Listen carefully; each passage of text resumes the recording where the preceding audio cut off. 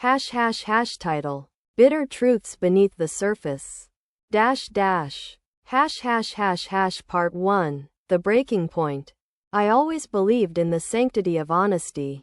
My parents drilled it into me as a child, saying that trust was the bedrock of every relationship, personal and professional. I clung to those ideals as I navigated the harrowing corporate world, where integrity was often as scarce as water in the desert. That was why I took the job at Exeter Consulting 3 years ago. It was a mid-sized firm with a sleek office in downtown Chicago, polished glass walls that reflected the bustling city skyline, and a reputation for integrity-driven solutions. That tagline was plastered everywhere, on brochures, conference room walls, and every nauseatingly smug email signature. I believed them. I believed I'd found a place where principles mattered. I was wrong. The first cracks appeared a year ago. I was working late, again, preparing a report for the Stevens account, one of our biggest clients. The lights in my cubicle flickered faintly. Faulty wiring that no one seemed interested in fixing. But otherwise, the office was silent save for the hum of the air conditioning. I was bent over my laptop, highlighting figures that didn't quite add up, when my manager, Rachel Caldwell, breezed in. Rachel was everything I wasn't: poised, ambitious, and ruthless. She had a sharpness about her, both in her tailored suits and her attitude, that intimidated even the senior executives. "Still here, Allison?" she asked, a faint smirk playing at her lips. I nodded, not bothering to look up. Rachel always had a way of making me feel small, like I was a mildly amusing insect buzzing around her, just wrapping up the report for Stevens. Rachel's heels clicked against the tile as she approached my desk. "Good. Send it over when you're done." And then, as she leaned over my screen, her perfume, expensive and cloying, flooded my senses. Her eyes darted across the figures briefly, her lips pressing into a thin line. "Actually," she murmured, "adjust this projection upward. Add about 15% to the revenue forecast." I froze, my fingers hovering above the keyboard. "What? That's not accurate. The data doesn't support." Quote. Rachel straightened, her smirk sharp as a blade. "It's not your job to question this. It's your job to deliver what the client wants. Stevens expects growth, so we give them growth. Simple as that." Her words felt like a slap. I'd sacrificed so much for this job. My weekends, my social life, my sanity, because I believed in doing things the right way. But in that moment, staring up at Rachel's cold, calculating gaze, I realized I was nothing more than a pawn in her game. That night, I went home and cried. I cried for the naive person I had been when I first walked through Exeter's gleaming glass doors. And I cried because I knew, deep down, that I wasn't ready to walk away. Not yet. Part 2. Digging deeper. Months passed, and the uneasy feeling in my gut only grew stronger. It wasn't just Rachel, though she was the worst offender. It was the entire culture of the company. The Stevens account was merely the tip of the iceberg. I began noticing patterns: inflated projections, questionable expense reports, and contracts with vaguely worded clauses that seemed designed to bury risk. Every time I brought up concerns, I was met with the same dismissive response: "It's just business." But I couldn't let it go. Something about the entire operation felt rotten, like mold concealed beneath a fresh coat of paint. And so, I started digging. It began innocently enough. I'd stay late after hours, combing through old files and financial records. Rachel and the senior executives rarely bothered with the details, so they left their messes out in the open. The more I searched, the more inconsistencies I found. Accounts didn't reconcile, vendor payments seemed excessive, and certain employees appeared to be on the payroll without actually doing any work. It was overwhelming. A tangled web of deceit that grew larger with every document I uncovered. Then, one night, I stumbled across an internal memo from Rachel herself. My stomach churned as I read it. Reallocate expenses under miscellaneous services. Ensure compliance with reporting standards to avoid audits. Priority: Stevens and Langford accounts. The memo was dated 6 months prior, right around the time I'd been tasked with adjusting projections for Stevens. My hands shook as I scrolled through the email thread.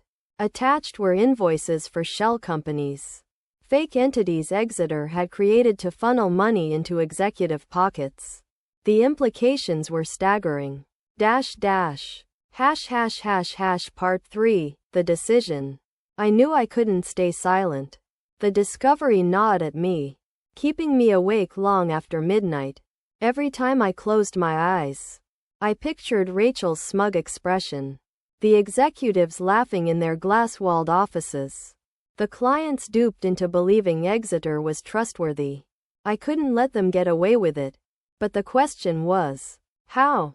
Quitting wasn't an option. Not yet. I needed leverage. I needed proof strong enough to blow the lid off Exeter Consulting for good. And so, I became a spy in my own office. Every day, I showed up at my desk, smiling and nodding through meetings, pretending to be the same meek, obedient employee I'd always been. But beneath the surface, I was plotting. I spent my evenings copying documents onto flash drives, downloading emails, and photographing invoices. I installed a hidden recording app on my phone, capturing conversations with Rachel and the senior executives when they thought no one was listening. Over time, my collection grew, a treasure trove of evidence that painted a damning picture of corporate greed and corruption. But it wasn't enough to have proof. I needed to make sure the fallout was public and irreversible. Part 4, the fallout. The opportunity came on a stormy Friday afternoon. Rachel had called an all-hands meeting in the main conference room, a glass-paneled space overlooking the city below. The rain blurred the skyline, turning the buildings into murky silhouettes. The mood in the room was tense. Everyone knew Rachel never called meetings unless something major was happening. I sat near the back, clutching my phone in my lap. My heart pounded so violently I thought everyone around me could hear it. But I kept my expression neutral, calm, as Rachel began her speech.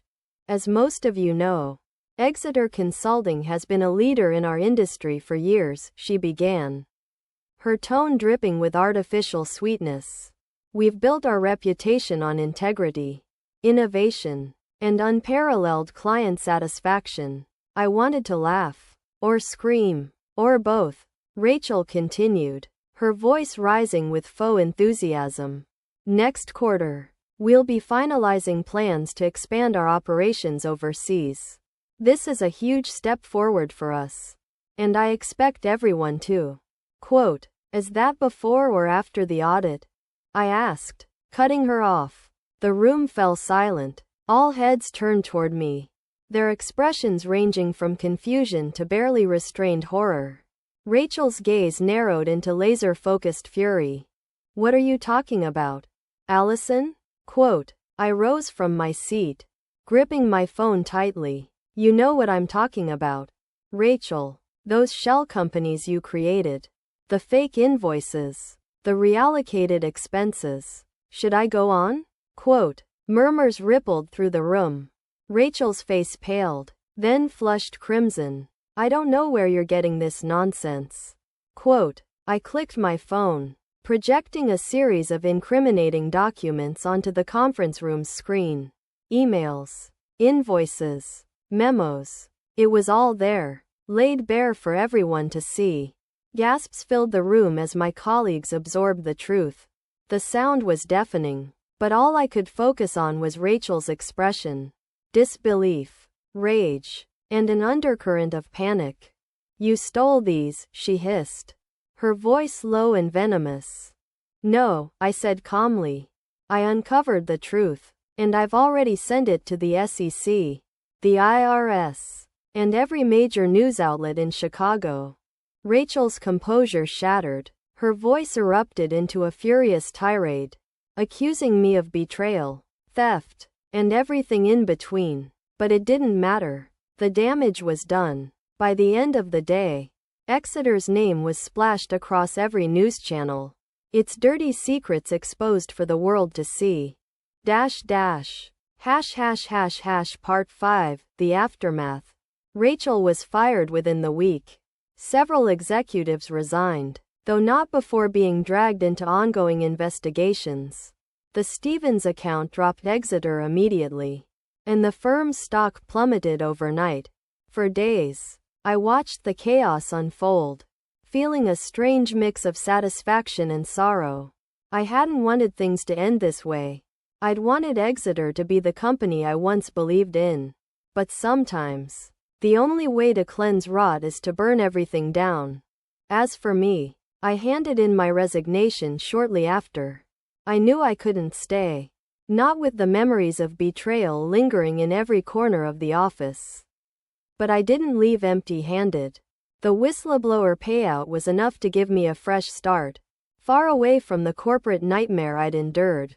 Now, as I sit in my cozy apartment overlooking Lake Michigan, I feel lighter, freer. The scars from Exeter haven't fully healed, but I know I made the right choice. Because in the end, justice matters, truth matters, and sometimes, revenge is the only way to set yourself free. Word count, approximately 3,200 words.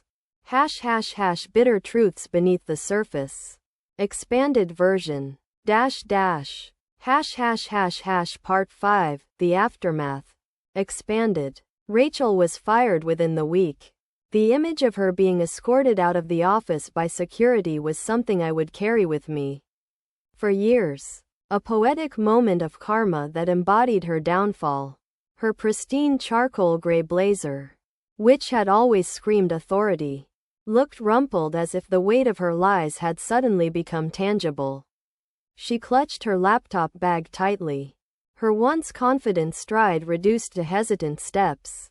She didn't look at anyone, didn't speak, but her face was etched with a mixture of fury and despair. I didn't watch her go out of pity. I watched her go as a reminder that no one is untouchable when the truth comes to light. Her firing wasn't the only domino to fall. The fallout went far deeper than I anticipated. Several other senior executives resigned in disgrace, though the word resigned didn't soften the blow of public humiliation when reporters hounded them outside their gated suburban homes. The Stevens account dropped Exeter immediately, and Langford followed suit. That was just the start. Within days, the firm's stock plummeted. The board convened an emergency meeting, and clients across the country began pulling their contracts. What once was a thriving, polished company now resembled a sinking ship, with employees scrambling for lifeboats as layoffs started to roll out. The news coverage was relentless. I stayed glued to my phone, scrolling through articles, headlines, and video clips. My name wasn't released. They protected whistleblowers to ensure safety. And though I wasn't in the public eye, I felt the weight of everything as if I were. I'd become the invisible force behind Exeter's implosion. And with that came the gravity of knowing I'd destroyed something that had once seemed indestructible. It was a surreal feeling, both exhilarating and sobering. But that exhilaration wasn't without its cost. For days, I wandered my apartment, unsure of what to do next.